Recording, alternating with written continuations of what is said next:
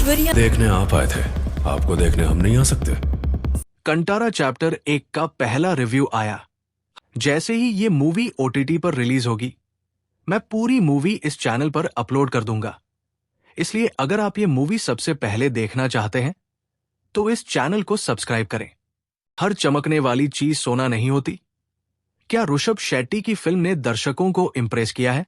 ऋषभ शेट्टी की कंटारा चैप्टर 1 हर उस कॉन्सेप्ट को आगे बढ़ाने की कोशिश करती है जिसे 2022 में पहले वाले सेंसेशनल फिल्म में दिखाया गया था। इंसान नेचर का टकराव, जो पहले कर्नाटक के तटीय गांव कंटारा में जमीन के अधिकारों के मुद्दों तक ही सीमित था, प्रीक्वल में बंगरा किंगडम और जंगल के कबीलों के बीच लड़ा जाने वाला एक भयानक युद्ध बन जाता है। ओरिजिनल में हमने जंगली सुअर, भैंस और हिरण की जो झलक देखी थी, वो यहां बड़े बाघों और लोरिस के धीमे तीखे शॉट्स बन जाते हैं जो सिंबल से भरे हुए हैं। भूतकोला, जो ओरिजिनल में मुख्य रूप से पंचुरली और गुलिगा देवताओं के इर्द गिर्द घूमते थे, यहां हमें नाचने के लिए और भी ज्यादा कैरेक्टर और जगह देते हैं। प्रीक्वल में बहुत ज्यादा तमाशे, विरोध की बड़ी कहानी में बहुत ज्यादा मोड और बहुत ज्यादा विजुअल ब्यूटी के लिए जगह है, भले ही ये लिखने में बहुत कम गहराई की कीमत पर हो। प्रीक्वल 2022 की फिल्म के खत्म होने से कई साल पहले की कहानी है, जो हमें चौथी सदी के कदम काल में ले जाती है और उन अनदेखी रुकावटों तक ले जाती है जो कंतारा जंगल के कबीले और बंगरा राजघरानों को अलग करती है। लेकिन उससे पहले ये हमें उन जुल्मों की भी थोड़ी याद दिलाती है जिन्होंने ये फर्क पैदा किया। मसालों के लिए एक खतरनाक राजा के लालच और कंतारा जंगल में बसे ईश्वर के बगीचे की कहानी को शानदार विजुअल से और भी बेहतर बनाया गया है, जो जंगल के कभी न खत्म होने वाले रहस्यों को दिखाते हैं। यही मसाले कबीले को टेक्निकली अपनी चीजों को वापस पाने के करीब लाते हैं। इस तरह दोनों ग्रुप्स के बीच व्यापार और पोर्ट पर अधिकार के लिए जंग शुरू हो जाती है। बिना टाइटल वाला डिजाइन 214। कंटारा में शिव के उलट, प्रीक्वल में बर्मे, ऋषभ शेट्टी अपनी जड़ों से जुड़ी विरासत को जानता है और उस पर विश्वास करता है।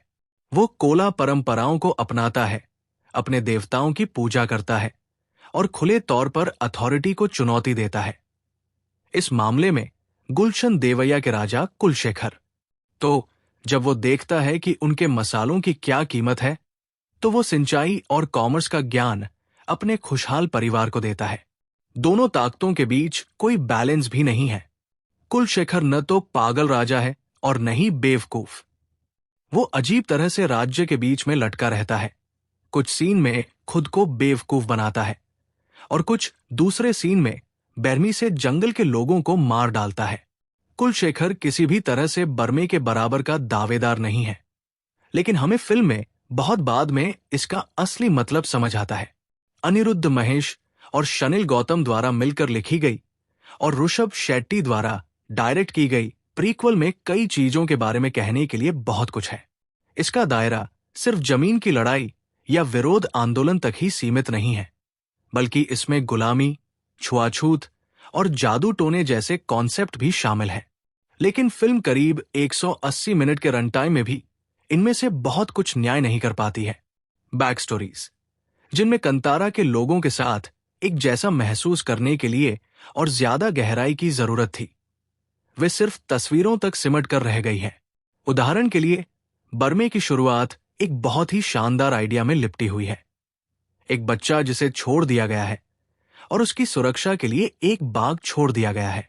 जंगल के बाघों के साथ बर्मे का कनेक्शन, प्रीक्वल के स्पेशल इफेक्ट्स के पीछे कुछ बेहतरीन वीएफएक्स दिमाग लगे हैं। एक खूबसूरत आइडिया है, लेकिन अगर स्क्रिप्ट में इसे और जगह दी जाती तो ये आइडिया और भी बेहतर हो सकता था। यही बात रॉयल्स, कनकवती, रुक्मिणी वसंत अपनी मौजूदगी का एहसास कराती है। भले ही हम चाहते हों कि वो और भी सीन और सबटेक्स्ट में हो, और राजशेखर, जयराम पर भी लागू होती है, जिनकी पर्सनैलिटी मुश्किल से ही सामने आती है, सिवाय जाहिर है लड़ाई के पलों के। कंटारा 1 फिल्म दर्शकों को खाली जगह भरने के लिए अपने टेक्निकल डिपार्टमेंट पर बहुत ज्यादा निर्भर करती है। हम ये अरविंद कश्यप के बंगरा और कंतारा कुलों को फिल्माने के तरीके में देखते हैं। महल जितने शानदार और साफ सुथरे हैं, उतने ही तंग भी हैं, और कश्यप ने इसे बहुत पास से फिल्माया है। इसके उलट कंतारा के जंगल फैले हुए और गंदे हैं, लेकिन उनमें हमेशा सांस लेने की जगह होती है, और कैमरे में भी। एक बंगरा आर्मी मैन प्रकाश थुमेनाद को यहां विदूषक का दमदार रोल मिला है। एक जगह कहता है, कंटारा में रहना बहुत शांतिपूर्ण है, जबकि हम भी ये महसूस करना चाहते हैं। फिल्म के पास इन डिटेल्स को प्रोसेस करने से रोकने के लिए एक सेकंड भी नहीं है, क्योंकि वो बड़ी चीजों के पीछे लगी हुई है। बेशक हम जानते हैं कि ये एक यूनिवर्सल साइड नोट है जो सभी बड़े सीक्वल के साथ आता है। एक छोटी कन्नड़ फिल्म से पूरे भारत में शानदार फिल्म बनना बिना किसी नुकसान के नहीं होता, लेकिन जब इनमें से कुछ एडजस्टमेंट फिल्म में टोनल इनकंसिस्टेंसी भी बन जाते हैं, तो उन्हें नजरअंदाज करना मुश्किल होता है। ह्यूमर, जो फिल्म में बहुत सारे सीरियस ड्रामा को कम करने के लिए मौजूद है, अक्सर ऐसी फिल्म में बेमेल लगता है जो इतने सारे जरूरी टकरावों से निपटती है। कंतारा 2022, जिसमें ह्यूमर भी था, ने इस पहेली को काफी ऑर्गेनिक तरीके से दिखाया, क्योंकि शिव की दुनिया ज्यादा जमीनी थी और आज के सिंपल समय के हिसाब से थी। लेकिन शेट्टी ने अपना सब कुछ बर्मे को दे दिया, जो स्क्रीन पर देखे गए सभी दैव नर्तकों के मास्टर हैं।